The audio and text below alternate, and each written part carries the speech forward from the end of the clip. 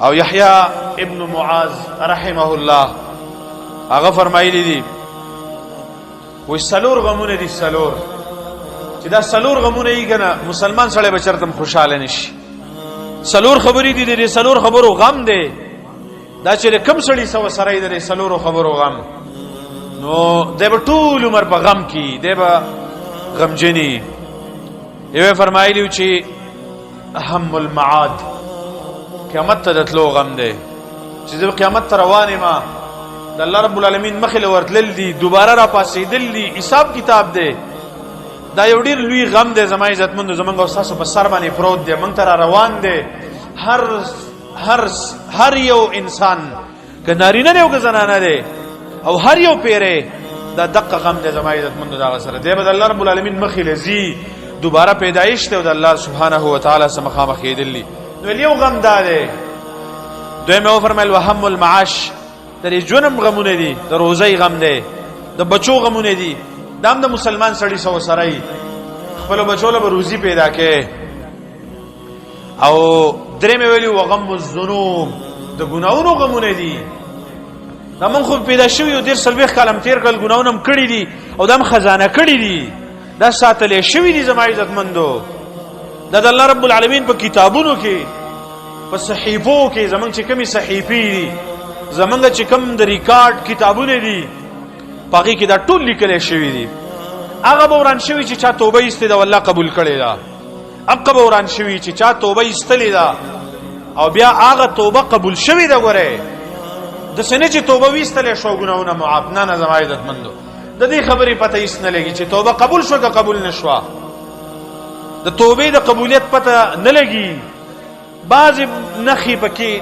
انسان ته الله رب العالمین ښکارا کوي چې د توبه قبول شوی دا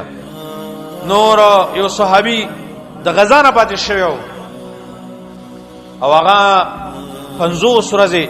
صحابي او زما عزتمند صحابي وګره کعب ابن مالک رضی الله عنه او 50 ورځې رسته دغه بیا توبه قبول شوی و په دې 50 ورځې هغه جړلی و ډیر زیات الله ته جړلی و صحابه غونډه کې ایمان خو زما عزتمند دغه بشان یقین دغه بشان ایمان او به دغه بشان ته کې په خلوص باندې توبې استل دغه بشان ته کې پاک خلق دغه بشان ته کې پاک کله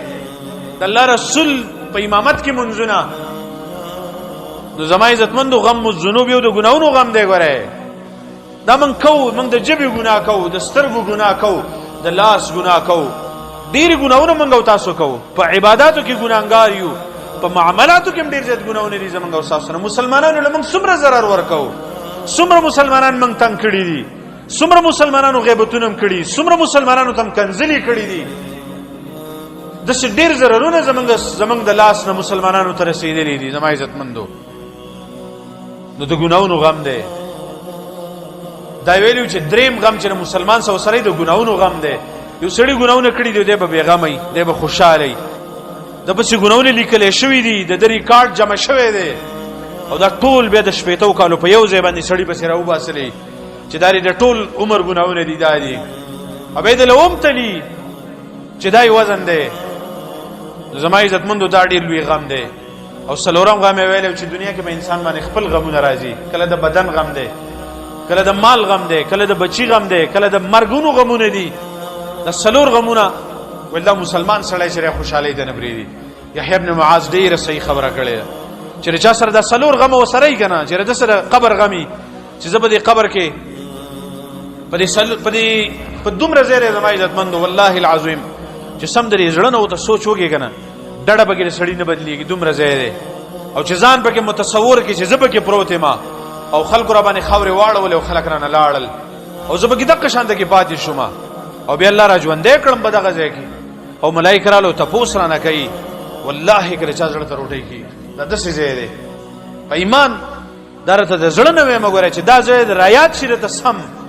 او ځان پکې پارس کې چې زبکه پروت ما په دغه ځای کې روټي ته بری زړه نه کیږي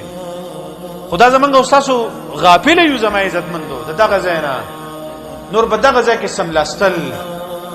په دغه ځای کې زما عزتمندو ژوند ډیر زیات ګران دی د دې غم چې چا سره زما عزتمندو دا انسان د ټول عمر په غم باندې غم جنې